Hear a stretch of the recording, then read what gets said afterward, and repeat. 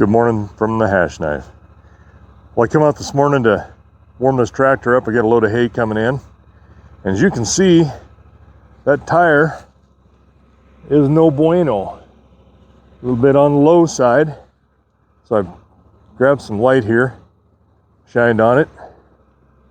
And I'm gonna have to grab some air and stick in this thing, see if I can get it to hold together for at least another couple hours here, and get a load of hay taken care of, take this off, and take it to town, get it fixed.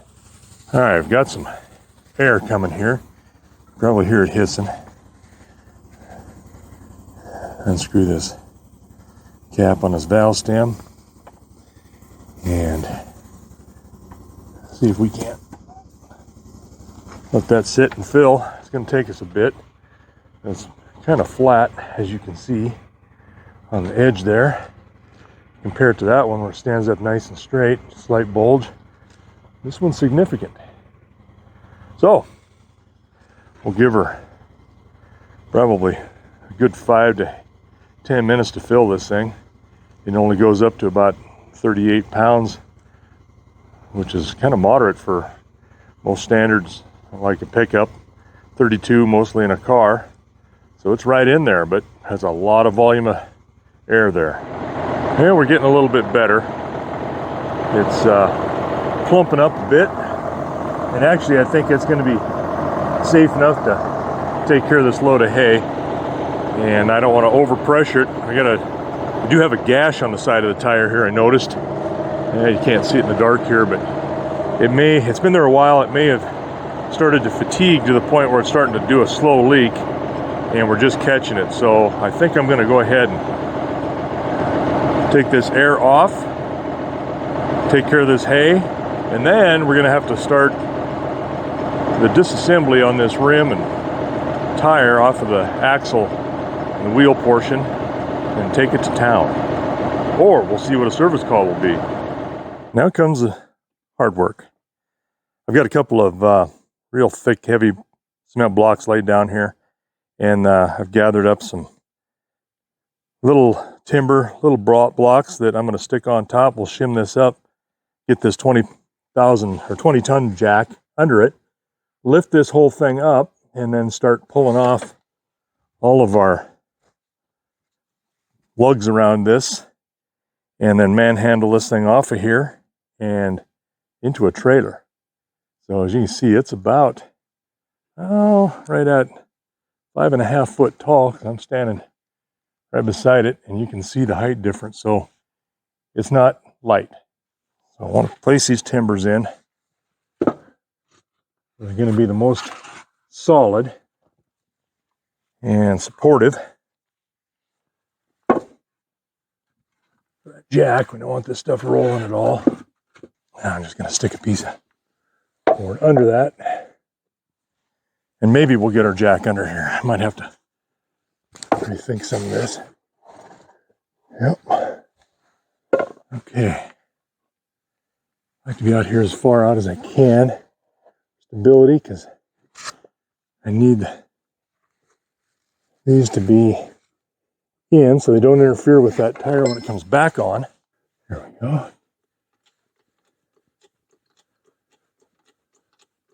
I think what I'll do, just for safety's sake,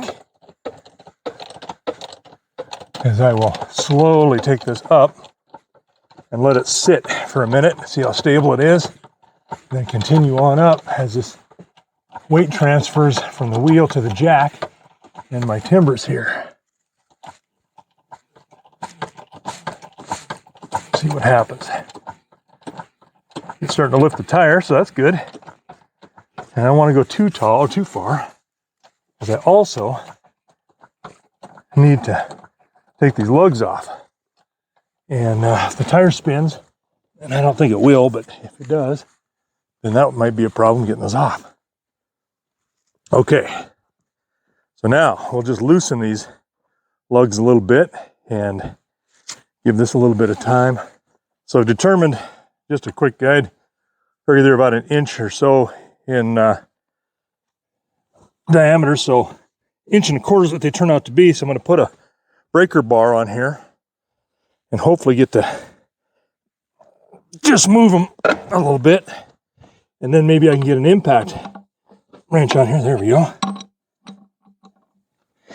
It helps to have a little lard in your butt for this little caper. There we go. And just get it to break. Just to move it. And we're in pretty good shape. I don't want to move it a lot because I don't want to pull it off this. I get too unstable on this into this rim. So I might need a little something bigger for this. A little longer. Give it a shot. Yep. All right. Little piece of cheater pipe is on the next order. Okay, now that I've got a little bit more leverage here, we'll see how this goes. I want to try to keep this close. I can get an extension on this to pull us out further, but then it's more unstable on the head of that bolt itself. There, that was easier. Just a little bit to help that. I'll just finish with the rest of these. Kind of the same way. And now I can get an impact gun on this and spin them out of there. Maybe. And maybe I don't want to do that. It's too fast. Too fast might be a problem. These are like number 8 hard bolts. They are very hard. 8.8 it says. And they're not down torqued as hard as I thought they would be, to be quite honest. Hang that here. Keep track of it. There we go.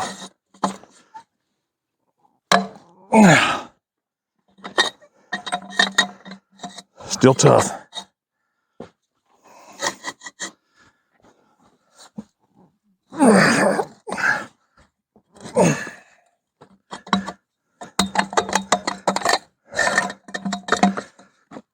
Okay.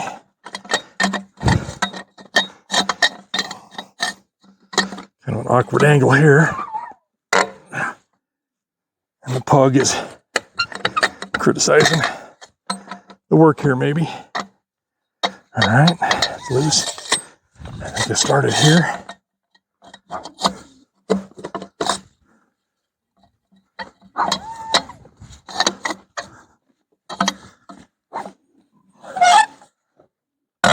Yeah, okay. All right, now jack this up the rest of the way, get that off of the ground, make sure we're nice and stable, and then we'll run these off, and then the extra work starts. So I can spin that tire, or spin the axle a little bit on that as far as it'll go. Tighten this down, make sure we don't lose any. And then I'm gonna go get some more shoring stuff to go underneath of right here. I'm gonna shim this up with some more bricks and block and then set this down on it so it's more stable. And so that and the jack are both holding. So, more dragging stuff around. This is fun. These are about 45 pounds a piece. They're fairly substantial, so I'm not too worried about their integrity of being able to hold up. I want to do a dry fit here first. See just how high this will go. And then I may need one more block that matches that. And then right on top, I'm okay with that. Maybe another one of these so I can get the bottom of this rim to meet. And that's going to be about in here. All right, so I looked at how high this is. I can't find another piece this size. So I got to back up and go with some of these. And I will just piece them together, do again a dry fit, and see how that works with a couple of planks on top. And that looks like that's going to be just almost perfect. So we get that tire off. We'll slip this under, set this big wheel rim portion or inside rim on top of that, let it rest. This is an undersized impact wrench. It's not really made for this application. It's pretty small, but all I'm going to do is use it to run these on and off, or off and then on back on later on, and do it kind of gently. And before I get too carried away, I want to, yep, we're still free of the ground. Okay, that's good. This is going to be fun getting back on, I can tell you that. I know that already.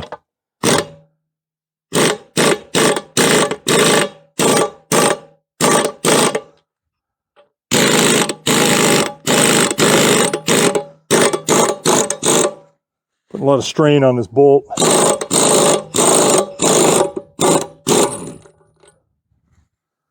All right, so it's free.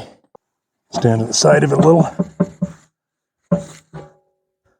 There we go. I can kind of work it a little bit. Back and forth. Side to side.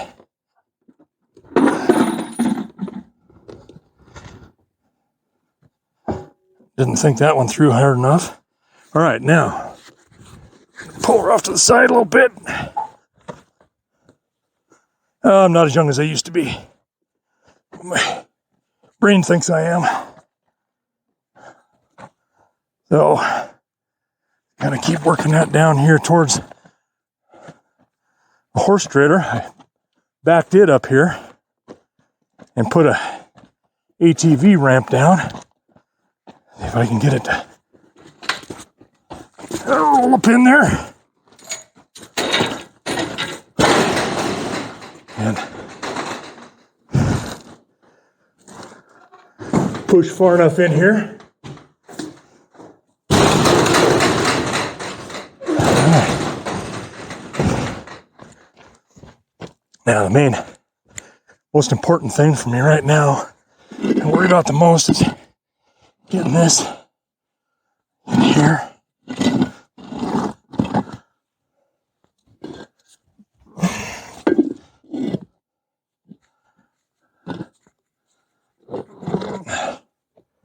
Okay, throw these blocks in. It's kind of centered down the middle of that.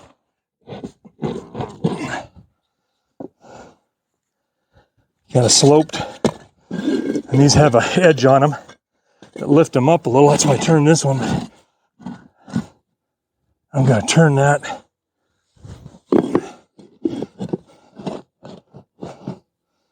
See if I can center that. Yeah, that's a little square.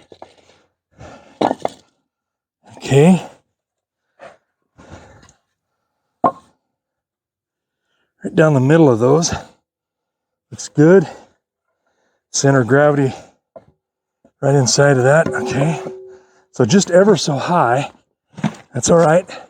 We're going to lift this a little bit more then. That underneath it. And then I'm going to take just a touch of pressure off.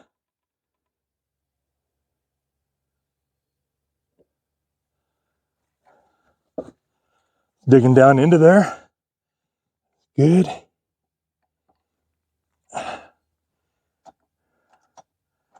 Jack is nice and solid, so I've distributed the weight between the two of those.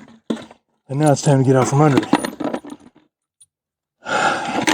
Lisa would be really mad at me if she come out and found me squished, toed flat. There's my ramp. Worked out pretty dang well. Let that weight of that tire run itself right up there. And now I need to secure this. I've got some divider ropes used for dividing horses in here. Through that.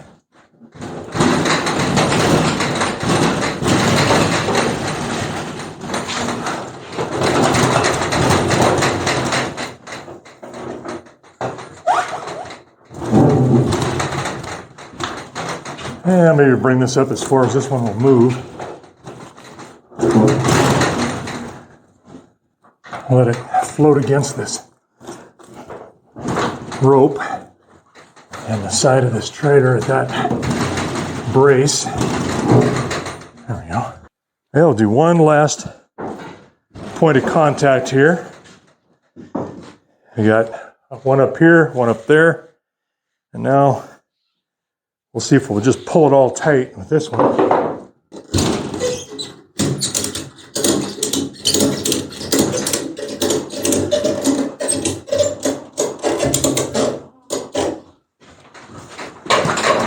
Here we go. Well, we're back from town. Got the tire fixed. It would have cost $358 for a service charge to come up, but even burning expensive diesel was cheaper than that. So I got about $100 or so, a little over 100 into fuel going down and back, and $291 to fix the tube on that. So I'm just going to take a brush now and kind of clean up this rim. We're just going to go get the dirt. You can see some of the debris off of this. And I've got Braden on his way. He got off work and said he'd come over and help me wrestle this thing back on. And that's going to be a lot harder to do than taking it off. But he's a lot younger and stronger now than I am. So this is welcome help. And we'll get this on, and I got to torque these lugs down, and then we will be back in business. So Braden is here.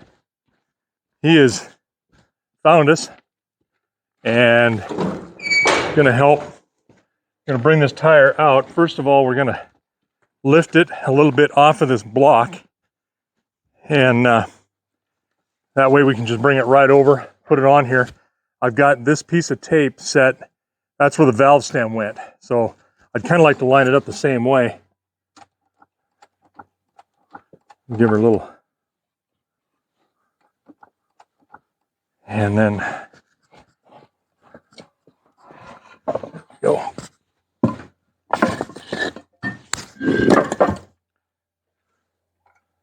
This went down just a little bit. I don't know how much to take this down by eyeballing, so we'll bring it down a little bit. We'll try to snag the top of this on here. Now, you want to take a ramp, or do you want to? I think if we just drop it off the bottom here on both sides, we're going to be better off than having a bunch of inertia rolling it that direction. Why don't you come on this outside, the two of us. We can pull it down, but then, yeah, there we go. And then just roll this bad boy up.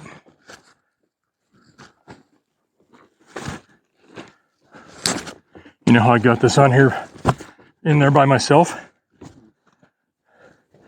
Sheer manhood. Okay, that's pretty close. That valve is looking good. Just need to kind of roll it. Just kind of keep sliding it.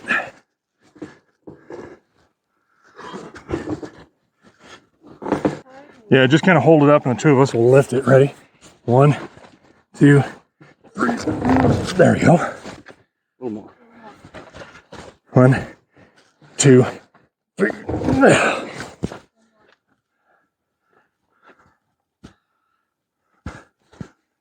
Yeah.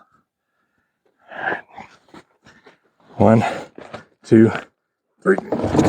Too much. Okay.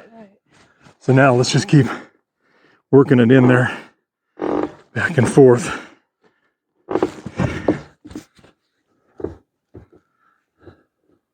Just keep shaking that bottom in back and forth. I'm trying to work it. There we go. Okay.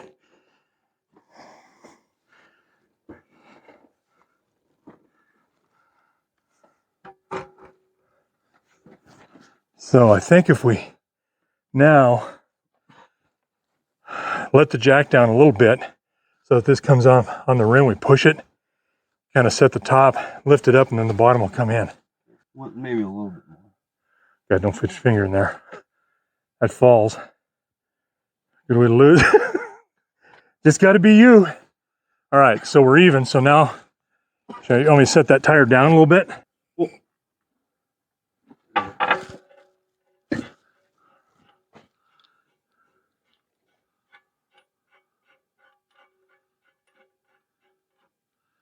Okay. Oop, gotta wash her on that.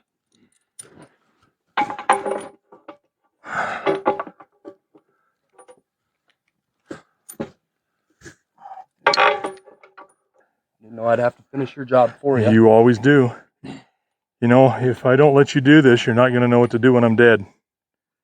Hold this.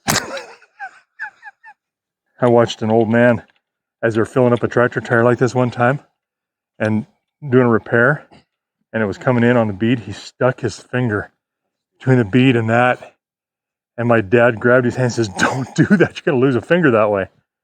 I was like, wow.